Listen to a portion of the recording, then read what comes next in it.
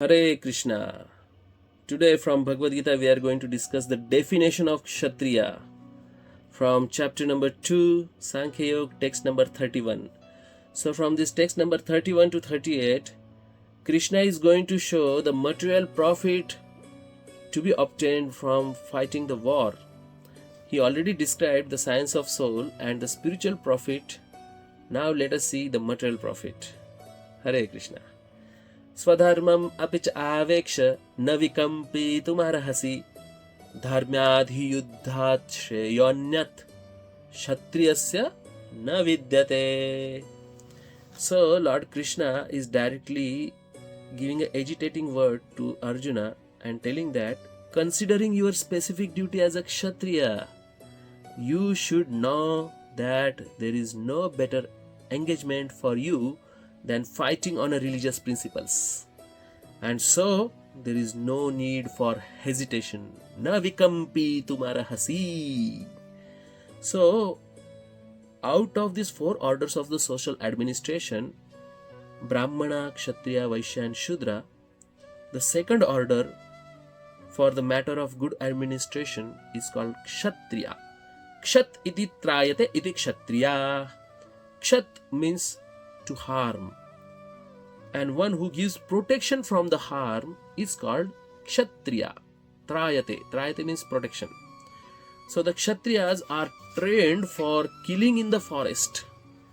A Kshatriya would go in the forest and challenge a tiger face to face with the tiger with his sword, and when the tiger was killed, it would be offered the royal order of cremation. This system has been followed even up to the present day by the Kshatriya king of Jaipur state. The Kshatriyas are specially trained for challenging and killing because religious violence is sometimes a necessary factor. Therefore, Kshatriyas are never meant for accepting directly the order of sannyāsa or renunciation. Non-violence in politics may be diplomacy, but it is never a factor or a principle.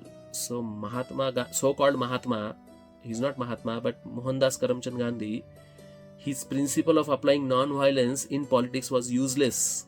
He was completely confused.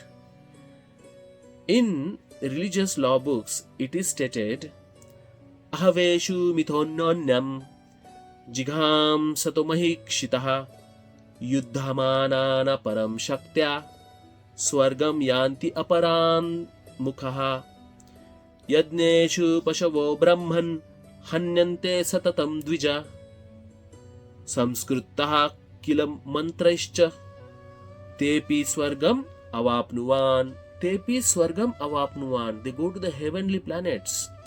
So, in the battlefield, a king or kshatriya, while fighting another king envious of him, is eligible for achieving the heavenly planets after death in the battlefield, as the Brahmana also attain the heavenly planets by sacrificing animals in the sacrificial fire.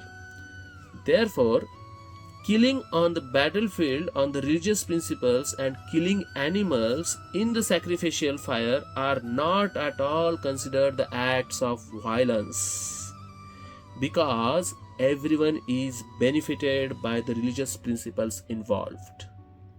The animal sacrificed gets a human form of life immediately without undergoing gradual evolutionary process from one body to another body. And the Kshatriya killed on the battlefield also attains the heavenly planets, as do the Brahmanas who attain them by offering the sacrifice. There are two kinds of sva-dharmas. So here, sva-dharmam apicha avekṣya na vikampitum arhasi dharmyād yuddhāc anyat kṣatriyasya na vidyate. So this sva-dharma is of two kinds. The specific duties. As long as one is liberated, there is a specific duty of this sva-dharma, and after the liberation there is a specific duties of this sva-dharma. So these are the two kinds. One has to perform the duties of his particular body in accordance with the religious principles in order to achieve liberation. And once you achieve the liberation, one's sva-dharma or a specific duty becomes the spiritual and is not in the material bodily concept. In the bodily concept of life, there are specific duties for a brahmanas, for a kshatriyas, for a shudras, for a vaishyas. And such duties are unavoidable. You cannot escape from these duties. Swa-dharma is ordained by the Lord, and this will be clarified in 4th chapter. On the bodily plane, swa-dharma is called varnashram dharma. So varna and ashrama. There are 4 varnas: Brahmana, Kshatriya, Vaishya, Shudra, and there are 4 ashramas: Brahmacharya ashram, Grihastha ashram, Vanaprastha ashram, and sannyāsa ashram.